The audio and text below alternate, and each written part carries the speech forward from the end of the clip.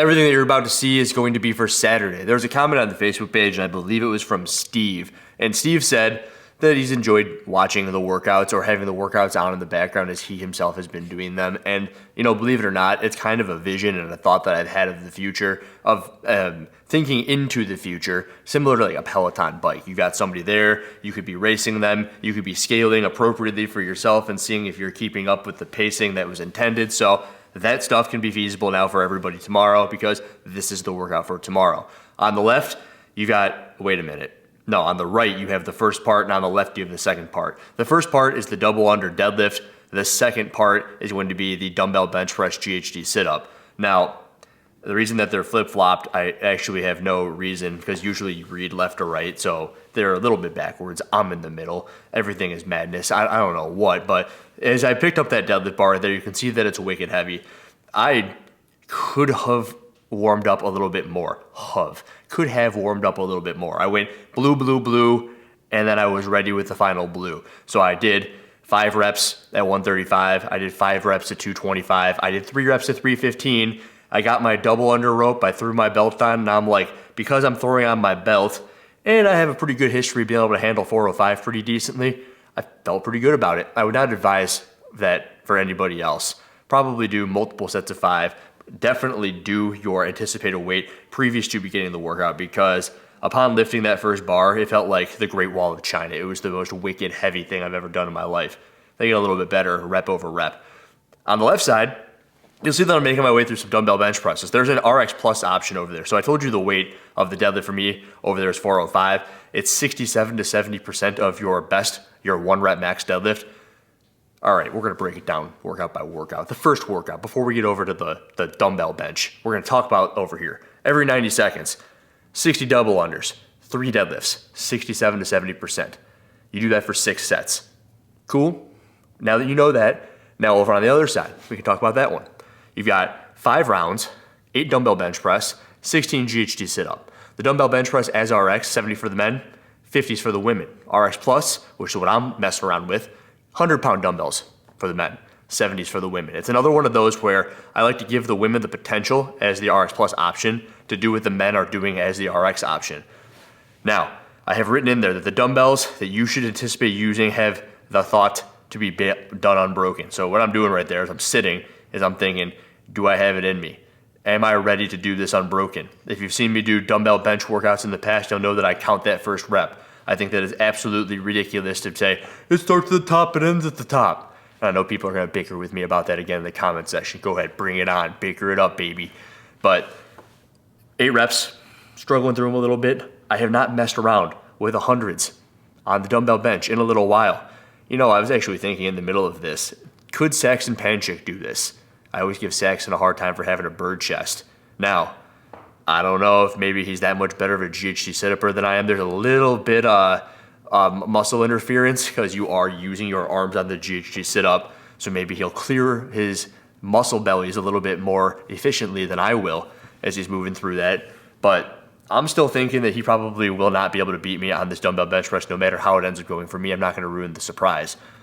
Back to the deadlift double under one. So over on the right side, the entire goal of it is to do those unbroken, right? Do your double unders unbroken, do your deadlifts unbroken.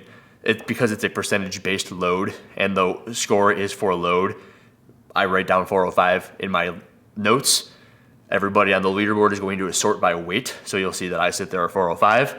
And there's no reason that you shouldn't be able to handle your own percentage unbroken. Now, the thing about the double unders is I want those to be able to be done unbroken. I want them to take under 45 seconds every single round. I want each and every round to be as similar as possible. I missed a couple of times. One of the times I hit like the bumper plate. I turned. I think it's this round where I turned for the first time, face a different direction. I like to do that. I don't want to always face the one direction. First of all, it's a terrible band. Second of all, it's good to get yourself kind of aware of the separate surroundings. And I checked up at the rings right there, and I ended up hitting something with the rope. So I believe that I miss.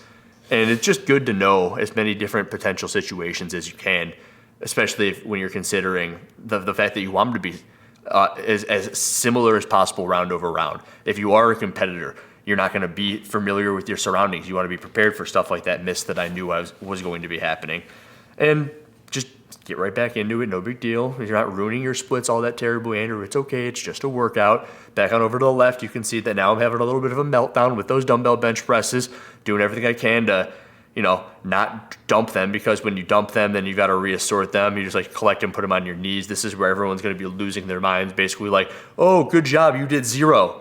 Oh, you got 1 left. Oh, and you established the lockout. Good job. You did 0. It's like, yeah, that's why it's ridiculous. I think this is the one where I do 1. Is that just 1? Yep, just 1.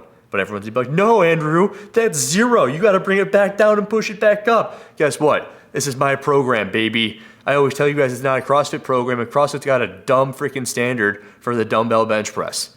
Yeah, they have a really dumb one. The dumbest standard of all time. Power clean doesn't end and start at the top of the rep. It starts on the floor and it ends at the top. The dumbbell bench starts on the chest, ends at the lockout. Okay? Oh, well. Back to the other side. When I think about workouts such as the one you got over on the right, of course, the deadlift weight is going to be the same across. When I'm thinking about the double under reps, you will very rarely see a workout where I don't want to program anything less than 200, and the sweet spot on double unders for me is going to be 300 to 400. So when you're doing 6 rounds, 6 sets, as it's written over there, of 60, 360 falls right into those parameters. I think that it's something that everybody should be very competent and confident in going for.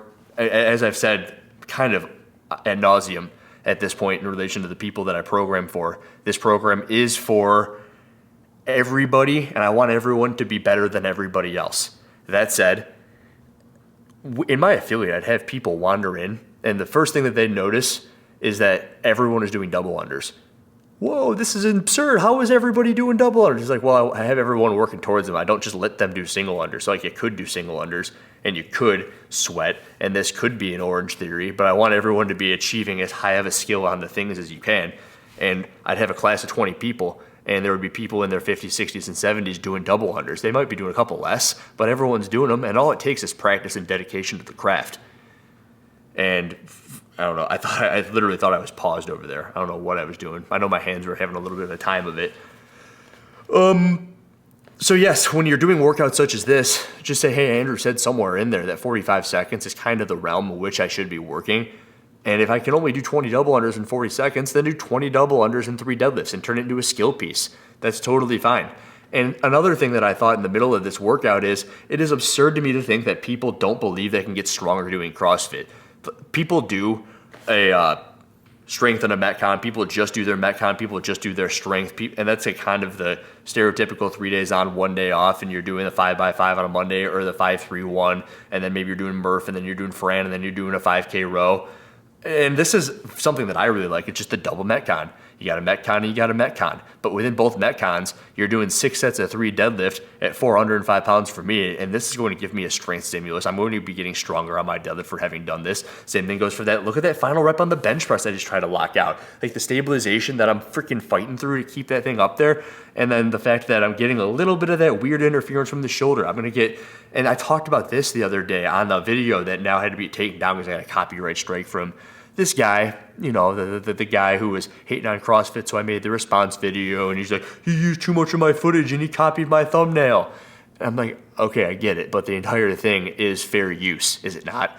I wasn't going to bicker with it, I just took it down, but I'm going to reiterate the point here that when you do workouts such as this, you can get stronger in the bench press. It's really not that hard to fathom that because I'm doing something in between my bench press, which is potentially fatiguing the accessory muscles, now I'm using the main movers more rep over rep over rep in a way that I never had in my entire life. And now, at the end of the day, the end result, I have a stronger 1 rep max bench press. It's something that I experienced. It's something that the Drew Sense Science Guide experienced, and it's something that a lot of people experience in a lot of things, whether it be from the outward extrinsic push of having the community around. Because as I'm doing this, I'm thinking, I know I'm going to post this thing. I know that I'm going to have my score on the leaderboard. Every single day, the score is going to be on the leaderboard. And they're going to see whether or not the deadlifts are moving fluidly, if I'm using the proper weight, if the dumbbells are moving the way that they should? Did he do the RX Plus option? Why didn't he do the RX Plus option? Or is there a rhyme and a reason to everything? Because I think on so many programs, there is no rhyme and reason to everything that you're doing. Like, why are we doing this? Because it's an extension of our deadlift progression that we've been doing forever. And we've been doing a bunch of dumbbell deadlifts, and it's an extension of our dumbbell deadlift progressions that we've been doing. It might look a little bit different, but you're still going to be getting the response and the stimulus that will lead you to getting a bigger, stronger bench press as a result of doing the work. And if I hadn't said that, all you would need to do is work as hard as you could, and you would be getting stronger for not having understood any of it in the first place. I'm done ranting. That's all I have to say about that. As always, if you made it to this point, in the bottom, there's a link that will bring you to the entire program, so you can follow along too, and you don't have to do anything other than do the work that's in front of you. Do it as hard as you can. Get to know some of the people on the Facebook page. Get to know some of the people on the leaderboard. Comment, talk crap, whatever inspires you and makes you work as hard as you can to get the results that you want to get. That's about it, and Reeler out.